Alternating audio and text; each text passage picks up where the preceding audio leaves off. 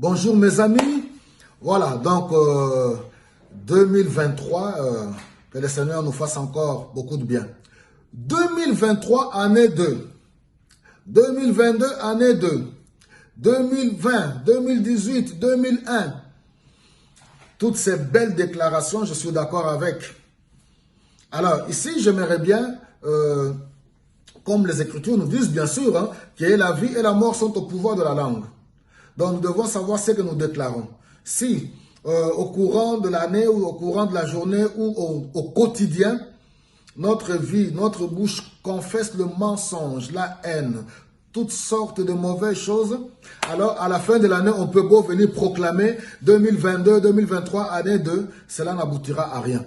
Alors, voilà, parce que c'est la Bible nous dit, hein, la foi, si vous avez la foi comme ce grain de moutarde, vous pouvez ordonner à la montagne de se déplacer et de se jeter dans la mer.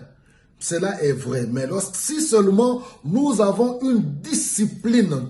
Or, ce qui manque beaucoup de chrétiens, surtout ceux de chez moi, c'est on n'a pas une culture de la discipline dans la conduite, dans les paroles. Les gens ne tiennent pas parole.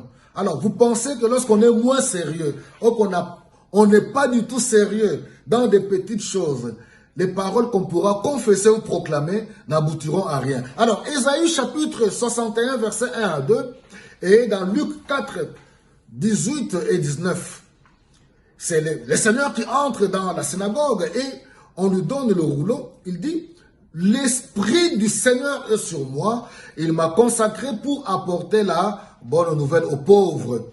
Il m'a envoyé pour proclamer la délivrance aux prisonniers et le don de la vue aux aveugles, pour libérer les opprimés, pour annoncer l'année où le Seigneur manifestera sa faveur. » 400 siècles sont passés, c'est-à-dire plus de 400 ans sont passés et cette prophétie s'est accomplie. Le Seigneur se tient dans la synagogue et il dit cette parole s'est accomplie aujourd'hui. Alors, pour nous qui avons accepté Jésus-Christ comme Seigneur et Sauveur dans notre vie, il s'est écrit à la croix, tout est accompli. C'est-à-dire, il a payé toutes nos dettes. Il a accompli le travail. Il a anéanti le diable. Nos péchés sont pardonnés. Et il nous introduit dans cette année de faveur, où la faveur de Dieu se manifeste. Depuis que Christ est venu jusqu'à aujourd'hui, toute cette période couvre l'année de la faveur de Dieu.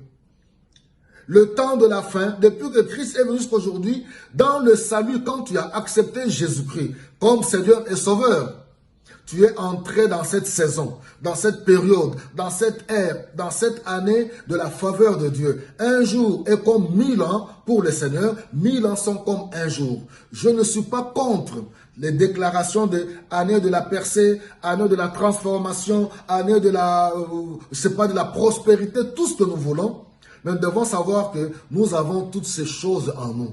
Certes, l'Esprit peut conduire un homme de Dieu pour avoir une vision particulière, pour donner des messages sur un sujet durant l'année. Ils peuvent dire, bon, cette année, dans notre église locale, ça va être l'année de la sanctification. Oui, je suis d'accord. Mais il faudra maintenant recevoir des enseignements là-dessus. Il ne suffit pas seulement de déclarer, comme on voit aujourd'hui, année de la percée, et puis, aussitôt qu'on sort, on est pire que des païens. On s'est dit chrétien, mais on est encore mondain, vivant comme des mondains, attachés aux choses mondaines. Et s'il y a quelque chose qu'on n'a pas à avoir froid aux yeux pour se le dire, ancré dans la musique mondaine, dans la haine. Vous comprenez un peu? Et après, on vient dire que c'est l'année de telle chose. Non, je pense que le Seigneur nous aide bien. Mais le but de cette exhortation, c'est pour nous aider. Donc, à comprendre cela, oui, on peut déclarer, cette année, c'est l'année où nous allons développer l'amour divin. Cette année, nous la déclarons comme l'année de la crainte de Dieu, l'année de la sanctification, et le pasteur donne des messages là-dessus. Il ne suffit pas seulement de déclarer, comme on le voit aujourd'hui, année de la percée, année de la ceci, année de cela. Voilà mes bien-aimés, je pense que ce message, je me suis permis de le donner et que l'Esprit Saint nous aide à comprendre cela. Nous sommes dans cette année où Dieu manifeste sa faveur. Depuis le jour que nous avons accepté Jésus-Christ comme Seigneur et Sauveur, tout est accompli. Nous sommes bénéficiaires de toutes les bénédictions de Dieu. Et au fur et à mesure que nous grandissons, que nous maintenons notre marche avec le Seigneur, lui-même, le Seigneur, par le Saint-Esprit, il va commencer à accomplir. Il va se révéler à nous dans tel domaine ou tel domaine, comment nous devons nous y engager. Que le Seigneur vous bénisse abondamment.